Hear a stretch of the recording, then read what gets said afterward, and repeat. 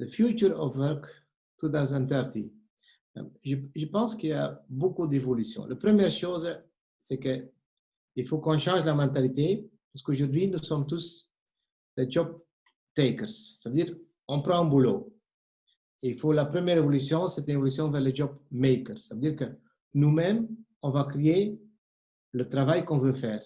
Donc, on ne dépend pas de quelqu'un qui nous donne des instructions, qui nous donne des ordres dans une structure, dans une entreprise.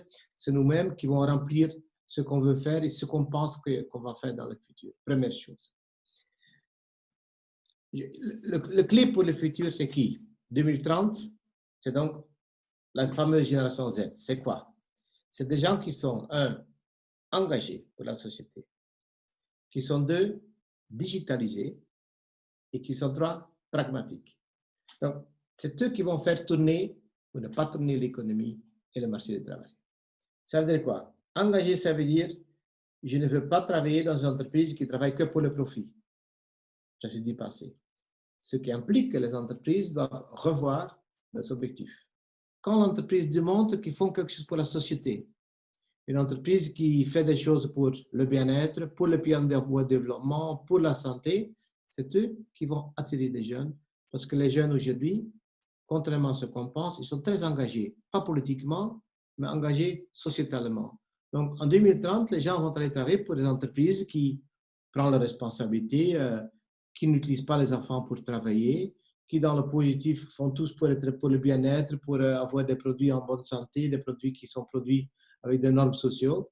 Et c'est là que je pense que c'est le futur. Donc, le futur, les entreprises qui sont capables de trouver des employeurs, des employés, sont des entreprises qui démontrent qu'ils sont importants, pas uniquement pour le produit et les services qu'ils produisent, mais aussi pour ce qu'ils font à côté pour la société.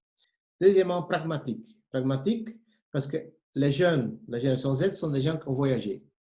Ils ont fait Erasmus. Ils font des études à l'étranger. Ils ont un copain, une copine à l'étranger. Donc, eux, ils ne peuvent plus être dogmatiques. Pour eux, la langue, c'est une façon de communication, ce n'est pas une expression de culture. Donc, tout ce dogmatisme va disparaître. Les entreprises vont tenir compte de ça. On a une génération qui est tout à fait pragmatique, donc restons là-dessus. Et troisièmement, ils sont digitalisés. Quand on est digitalisé, ça veut dire qu'on n'a pas le concept de territoire. Je ne suis pas quelque part, je suis avec mon PC. Et où je suis, c'est tout à fait indépendant. Je peux être partout. Hein. Donc, on doit arrêter de dire « Ah, monsieur, madame, voilà votre bureau et le troisième étage, le bureau 2. » C'est obsolète comme tout. Donc, on va aller quelque part, on peut trouver un poste de travail ou pas de poste de travail, on peut rester à la maison, on peut se mettre en campagne, on peut à la mer, on peut à l'étranger. Et donc, les entreprises ont intégré ça. Donc, ça implique bien sûr un changement total aussi de réglementation de travail. Ça veut dire que toutes les réglementations de travail qui existent aujourd'hui, tant au niveau fédéral, régional ou au niveau de l'entreprise, doivent être tout à fait révisées pour ne pas penser en termes de celui qui vient le matin et qui quitte le soir.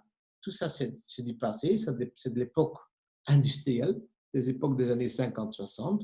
En 2030, on n'aura plus une usine où tout le monde entre le matin et sort le soir. Ça s'est passé. On n'entre plus, on ne sort plus, on fait un travail sur base d'un contrat social, si je peux le dire, entre l'employeur et l'employé. En plus, la plupart des gens ne seront plus employeurs-employés, mais vont simplement faire leur boulot. Ce que j'appelle le job makers et pas de job takers.